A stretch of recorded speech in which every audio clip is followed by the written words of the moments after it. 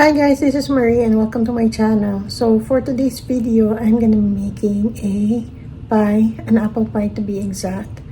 So there's been some apples that were sitting on the counter for a few days now, and I noticed that they had some bumps and bruises on them. So I called it, as I saw it, it was time for them to turn into a pie. So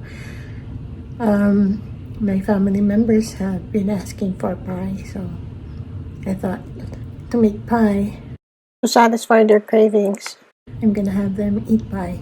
So anyway, let's proceed. Guys, I took the liberty of putting the apple filling together. I wasn't able to show it to you since I was hurrying up, but for the exact recipe, I will include it in the description box, and I might, if I get a chance, I'm gonna try to include it in the video as well. So anyway, I'm gonna include some of the ingredients and also show you some pictures step by step about making the pie. So here goes.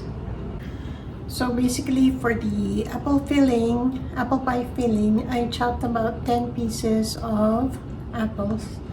Of course, I peeled them and cored them, and I added some cinnamon powder. Since I only had cinnamon sugar, that's what I used, but you can just use the cinnamon powder if that's what you have.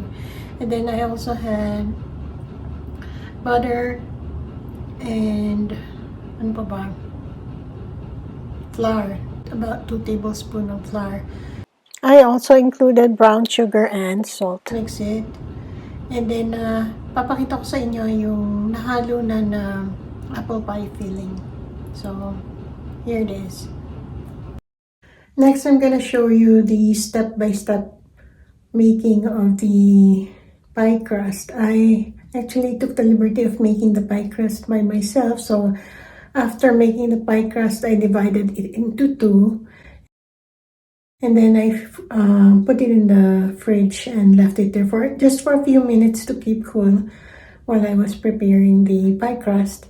And then I took the pie crust and used anong tawag doon? Anyway, I flattened the pie crust. And syempre, one at a time. And then one for the bottom part of the pie and one for the top. So here is the pie crust being flattened, and I use wax paper to prevent it from sticking and for ease of transfer. See how easy it glides off.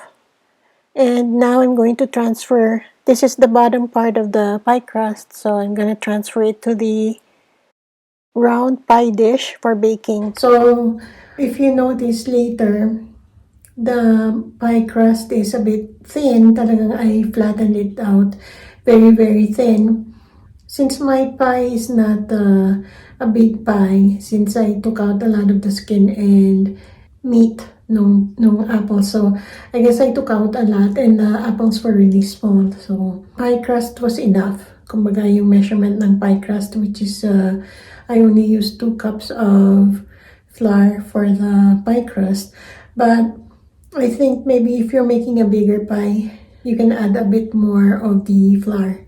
So anyway, let's proceed.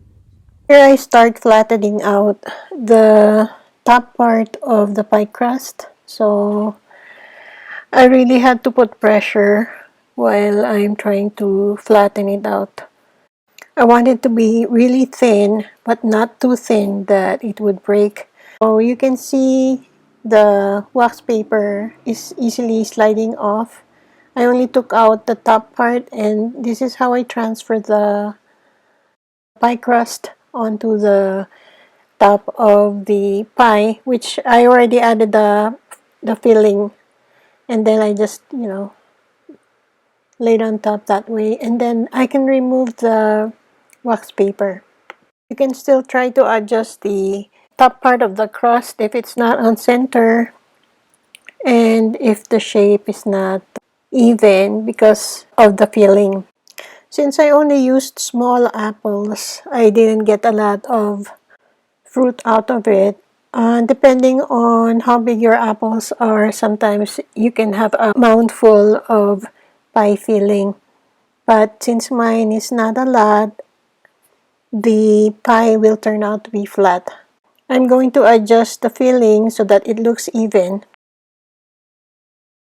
Before I finish up with the pie crust, I need to preheat the oven to 375 degrees and have the cooking time for 40 minutes. Set the timer for 40 minutes.